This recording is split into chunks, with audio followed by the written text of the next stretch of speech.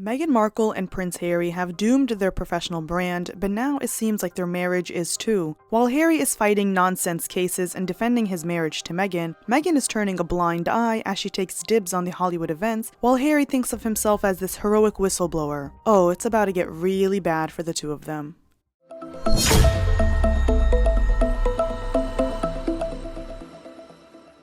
Hey everyone, and welcome back to Scandalous Media. It's Angela here, and we have a lot to discuss. After breaking down the top 10 most embarrassing moments for Harry and Meghan in 2024, the duo has continued with their embarrassing shenanigans. I guess I must apologize to them for saying they don't have a job. I believe embarrassing themselves is the job. Meghan made yet another solo appearance at the Paley Honors Gala, where she sat with Tyler Perry and Oprah Winfrey. She also got pushed off the carpet yet again, similar to what happened at the Variety event. God, Meghan, how long are you taking on the carpet? While this is happening, Harry continues to make a fool out of himself with this nonsense court case of phone hacking, while Meghan gets to sip wine with Hollywood's elite. Meghan keeps betraying Harry because he's constantly taking the hit for their marriage by defending her and doing things that make him look absolutely insane, while she attends glamorous events and has one job for the night: smile as big as you can for the cameras. Tyler Perry was getting honored at the awards, which is how I'm assuming Meghan snagged a good seat, but it's interesting that both she and Harry were part of the tribute host committee chairs for the events, and yet he was not present on the red carpet. Instead, he was in New York at the annual DealSummit, also attended by Jeff Bezos and Bill Clinton, where he revealed that he and Meghan have no plans to return to the UK with Archie and Lilibet. Got it. So the same old sob story of, we left nearly 5 years ago, and yes, we don't want to come back, even though no one is really inviting us back. Okay.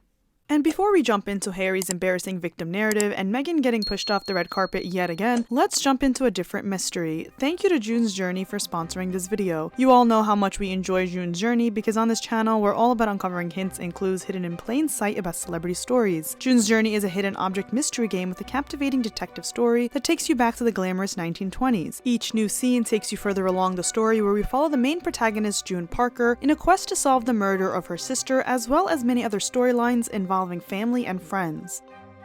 That's not all though. June's Journey is an interactive game that takes you through many different side quests that all tie into the bigger picture of the story. As you progress in the game, you can join a team to play other side quests with. Every time I share this game with you all, I'm always on a much higher level than before because of how much fun I have on it. Right now I'm currently fixing up my island because I have a bunch of new rewards and I'm on level 222.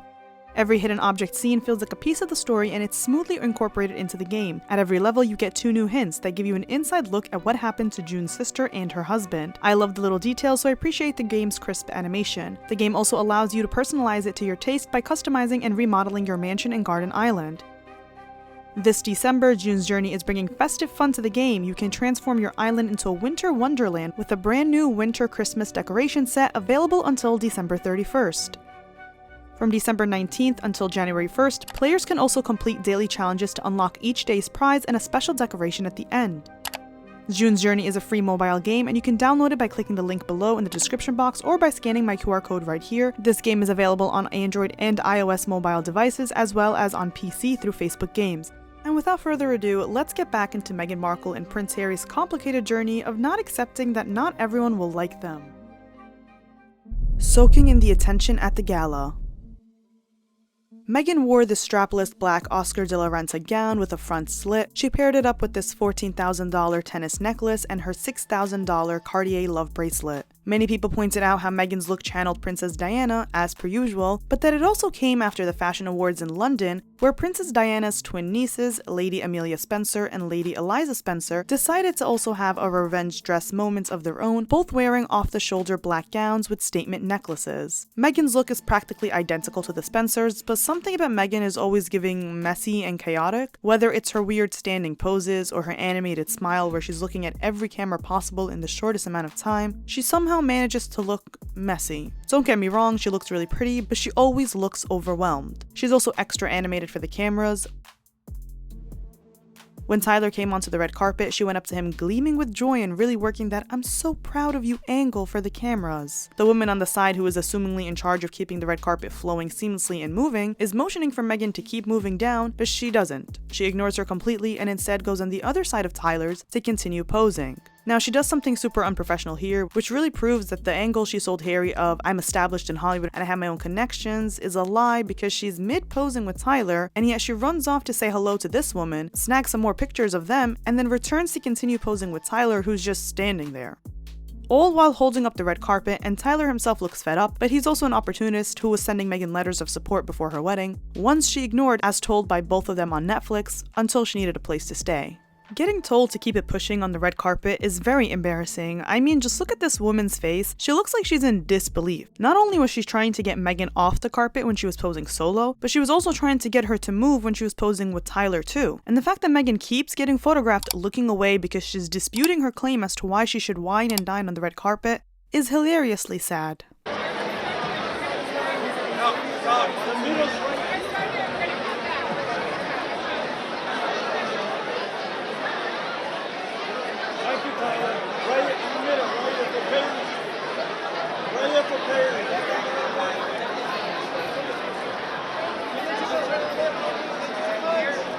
There is a thing called red carpet etiquette in Hollywood because you literally have celebrities waiting in line on the side to get lined up for the carpet, and to avoid anyone being rude and moving past you to get inside the event, you take your photos and go. There are like 100 photographers in front of you, if not more, and each of them are snapping hundreds of photos, so trust. Whatever angle you want, it has already been taken. You don't need 30 minutes on the carpet. There are A-listers like Beyonce who have ditched red carpets before, but then there are the likes of Meghan Markle who can't hide her love for the cameras and attention, yet will swear up and down that she couldn't care less about the cameras and she's terrified of the paparazzi. Does this look like someone who's scared of the cameras? Another thing that I found weird on the red carpet was when Tyler was asked what he loves most about Harry and Meghan. What do you love most about Harry and Meghan and your friendship with them? He replied by saying something so bizarre, and that is, he loves how much they love each other. Just how much they love each other. It's a real pure and beautiful friendship, and I love them, they love each other, they have a beautiful family, and I just... What? It's like everyone around Meghan and Harry are trying so hard to prove that they love each other and that Harry didn't get played by a Hollywood social climber, so they overcompensate for it by doing things like this. And it's such an odd question to ask someone who literally only became part of Harry and Meghan's world when they needed a place to stay. I think that's the most bizarre thing that people don't talk about when mentioning Tyler's relationship to them, and it's the fact that Meghan couldn't care to even write him back after his letter until she needed something. Not to mention how controversial it is for Meghan and Oprah to even associate with each other following that disastrous tell-all interview that doesn't get cited by anyone from how many lies were spewed. Oprah distanced herself from Meghan for years following that interview, so it's interesting to see them together again. However, Hollywood is all about smiling in the faces of people you don't like, so that's easy for Oprah. Let me know if you guys want a deep dive on Oprah and the skeletons in her closet. Inside the event, Meghan is talking to this woman about her jewelry, and then out of nowhere, she starts laughing to herself and continues to laugh to herself as she pushes her shoulders up like she's posing. She was described as very animated. Now, Meghan often does this where she'll be very animated and will laugh or pretend like she's involved in a conversation that she's not part of because she does it all for the cameras. We saw this in Nigeria and at the Invictus Games. She acts like she knows she's being filmed and it comes off inauthentic. She continued to hold the woman's hand as she assessed her rings and kept on laughing because someone has to keep the show going, and then she seemed to say, "Oh," here in such a dramatic way. It's just so funny because the women she's talking to are engaging in regular conversation, and Meghan seems like she's trying to project her voice and mannerisms as if she's on a Broadway stage. As the appeal specialist called out paddle numbers inside the event, Kerry Washington and Meghan couldn't help but dance along, and it's funny because Kerry was dancing and she had her hands up and then Meghan started to copy her. One user said, "Tired of seeing her making noise and taking up space, but not making any contribution to the world." Meghan's doing all of this while Harry digs his own grave, vowing to never settle his privacy case against the Sun. It's always the people screaming about privacy that do the complete opposite. She then left the event from the back where magically all the cameras were waiting for her. She had a big smile on as her toes were slipping out of her heels. You can't trust people like Meghan because she'll appear like this, all smiles and soaking in the attention, but then will turn around and claim that she never gets a break from the attention and the paparazzi is so overwhelming. This was the play-by-play at the Miss Foundation Awards last year where both she and Harry turned it all around to claim their lives were in danger and they had to hop out of their security entourage in black cars and into a yellow taxi where they started to get chased for 2 hours in New York, despite no evidence, as per usual. So sorry if no one takes both her and Harry's privacy claims seriously when all we see are beady eyes awaiting the camera flash. Speaking of Harry and his privacy claims, Harry loses it. In my last video, I spoke about how the judge warned Harry and his legal team not to make claims in court without any evidence. What did he proceed to do? He actually vowed to never settle his privacy case against the Sun, which only proves one thing to me. Harry is a bitter, vindictive man who doesn't have anything else to do. When asked what is the goal of this lawsuit, he stuttered and said, The goal is accountability. It's really that simple. But don't you think accountability was already taken when Prince William, who first discovered their phones had been hacked, was who alerted the authorities, and then Clive Goodman and his private investigator Glenn Mulcair were both jailed? Harry could have taken the sum and settled like William, but instead, he's doing this whole clown tour because he thinks he's the second coming of Martin Luther King. Because I'm the last person that can actually achieve that. I'm the last person that can actually achieve that? What did he just say? Oh, everyone, let's all hail the king of accountability who all his life has escaped accountability by having Daddy and the palace clean up his public image for decades, only for him to lead with the knife in his family's back. God forbid he could have taken accountability for his wife and the way she treated palace staff when his brother kindly approached him about the situation. Instead, he wrote in his book how his brother broke his necklace. He grabbed me by the collar, ripping my necklace, and he knocked me to the floor. I mean, this manic man thinks he's the second coming of the Justice League of Accountability. Someone hand him the initiation sword. He was then told that of the 40 claimants that have already joined the case with him, only 2 are remaining. 1,300 people have settled with Because they the Murdoch folks. And of the 40 claimants that originally joined with you in this action, it's down to now 2. How embarrassing. 40 people have either settled or realized that they joined a nutcase on a never-ending case of ego, and Harry still can't see how his argument doesn't make any sense. My favorite genre is how interviewers look at Harry as he spews absolute nonsense. They are in disbelief, whether that's Tom Bradby, Anderson Cooper, or in this case, Andrew Sorkin. Harry says that he can't make peace with the fact that there are people out there who are writing clickbait titles which he claims are dangerous and defamatory. writing dangerous or defamatory headlines knowing that it's going to work as clickbait because... The way the interviewer is looking at him sums up how we're all feeling right now. Harry, if you can't make peace with freedom of speech or with the fact that people can have opinions about a public figure, then that seems like a personal problem you really need to work out in therapy. Complaining about clickbaity titles is also ridiculous. Sorry, but this is the job. You are supposed to use a title that people will click on, just like he and Meghan used the royal family in their Netflix trailers and exploited the death of his mother for every project he's ever done. And what do you call the title Spare? But oh no, how dare a journalist write an intriguing title that will bring a viewer to read the article? As a prince, it's such a privileged and crybaby thing to say, and it's also a lie. He claims there is nothing he can do about it. That's wrong. If reports and journalists are writing defamatory things, then you can definitely sue for defamation. Cardi B did it with a blogger. The only issue is, the main criteria you need to qualify for a defamation case is not a strength of Harry or Meghan's because that involves telling the truth. So unfortunately for them, everything exposed on them has been the truth or else they could have sued for defamation. So it's not dangerous or defamatory. It's a hard pill to swallow that not everyone is gonna like you and you don't have the freedom to do whatever you want, get paid millions, and you also want the peace of no criticism. That's not how life works. If anything, white men have always had the upper hand in society and history, so if Harry is sitting on that stage crying woe is me, what are the rest of the minority supposed to do? Leave Earth to make some room for Harry's ego? On top of that, he's a prince who has been privileged all his life, and yet he can't make peace with the fact that people can dare report on him, or in this case, expose his lies? Throughout my life, there have been moments when I have read a lot, and there have been moments when I've read nothing. He then goes on this whole tangent mocking journalists who report on public figures like him and compares them to people who put their lives on the line.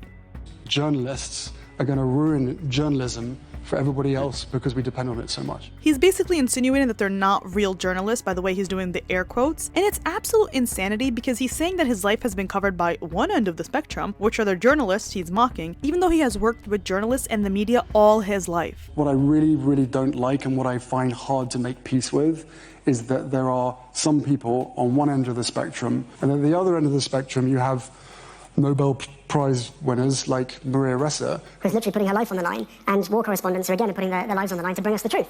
So that, to me, is the spectrum. And my life has been covered by this end of the spectrum, which I will be... So what's its solution? Have the journalists covering war crimes write about Archwell and its word salad, or what exactly? Does he want to be written about by Nobel Peace Prize winners? To continue the breakdown on no basis of facts, he claims that this hacking stuff is almost 15 years old and the cover-up of hacking is relatively new, even though William had already started the case that put people in jail over phone hacking, so I don't know what cover-up this princess is talking about. Alerted by William's suspicions, the police began an investigation and 9 months later made their first arrests. And 15 years? Does he think he made a claim 15 years ago? What is he even talking about? He also had the audacity to say, in these 5 years, the retaliation and the intimidation for me as a witness has been extraordinary, especially towards my wife and children. Who has been intimidating him? The truth? And who's intimidating Archie and Lily over this bonkers case? Intimidation as a witness? Please, is the judge intimidating you by asking you where is your evidence? I mean, get real. I'm gonna say what the judge told him and his lawyer. Either back up your claims with admissible evidence or withdraw your accusations. Harry addresses divorce from Meghan. When asked about how both he and Meghan are doing separate things right now following reports of a professional separation, he interjects as a joke saying, "Because you invited me, you should have known." Meghan is in California right now and you're here. There's articles left and right about why you're doing independent events. Why are you doing them together? Because you invited me, you should have known. This is true. You should have known that was going to happen. But what a painful joke. You know, when someone is so painfully unfunny, you visibly cringe and your jaw tenses up. Yeah, that's how I feel right now. He claims that it's not a good thing because there's so much interest in his life. She's in California, you're in New York. They say, well, what is happening with these two, right? So is that a good thing for you in a way that there's so much interest in you? No, there's definitely not a good thing. Which is funny because this is the same person who signed up to do a reality TV show about his life, marketing it as spilling the tea on the royal family, and following it up with a book that could be regarded as defamatory. But right, it's definitely not a good thing, the crybaby says, as he pretends he's so important that he can't go anywhere without security, even though no one shows up to events hosted for him and his wife. De los duques Harry y Meghan, quienes arriba.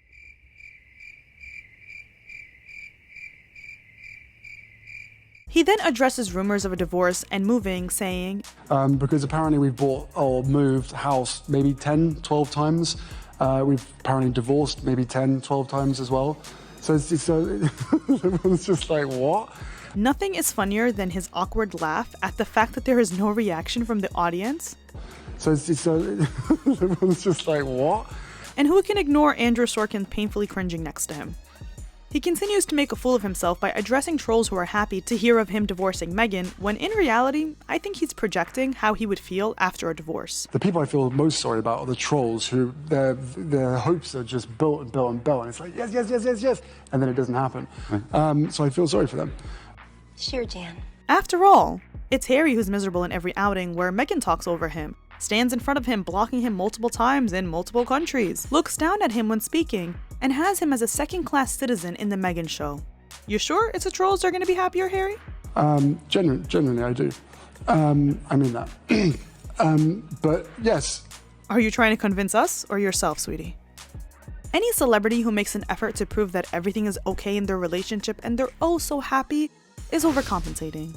We saw this with Ariana Grande, who claimed she was getting her ring cleaned and not getting divorced. I'm just not wearing my ring, it's getting cleaned. I'm not getting a divorce. Before you start, don't. And we saw this with Jennifer Lopez when she rushed released 2 whole documentaries about the greatest love story ever, only to get divorced a few months later. Okay, we're not doing that. You know better than that. Harry keeps repeating himself to prove his point while stuttering and getting visibly uncomfortable. Genuinely, I do. I mean that. He then ends it with his victim narrative of how this whole thing is gonna be spun against him and the interviewer will also be caught in the crosshairs. I have no doubt that everything that we've spoken about today, in the last, the clock's on 0, 25 minutes, will be spun or twisted somehow against me, and maybe you yourself, it's possible, will be trolled relentlessly, and for that I can only apologize. But you did invite me, so what an odd individual. Everyone else in the world is wrong, including those who would normally be biased and in your favor, such as your family. But even in this case, his family can't get behind his self-destructive actions. And poor Harry, woe is me. The entire media is against him, and not one person is in his corner unless they're paid to write fluff pieces about him and his wife. I mean, that's saying a whole lot more than whatever he's saying.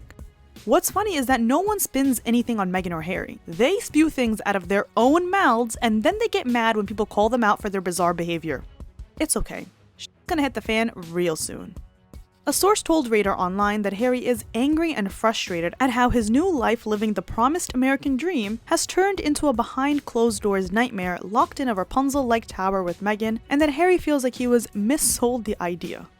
Basically, Meghan manipulated him. Yeah, we all saw it a bunch of years ago, and now apparently you're finally seeing it now. The source said Meghan sold their move to America as a way for their family to be happy, free, and relatively normal. But that doesn't seem to be the case for them and their kids at all, saying that he and Meghan pretty much lead separate lives. It's like an estranged couple living under the same roof. Yes. And then it doesn't happen. So I feel sorry for them. Genuinely, I do. I mean that. But yes. Okay, so there's some education that needs to be done. I can see that. Come on, Harry. Sue for defamation. What are you waiting for? Or is it the truth? Well, that's all for this video. I hope you guys enjoyed this clown show recap of a horror film come to life, the camera-obsessed wife who has her delusional husband digging his grave so she can come up on top. This is definitely a storm waiting to explode. Be sure to like and subscribe for new videos each week, and follow us on our social media. Thanks again to June's Journey for sponsoring this video. Be sure to download it for free using my link in the description box or by using my QR code on the screen here. Thanks, and as always, I'll see you next time.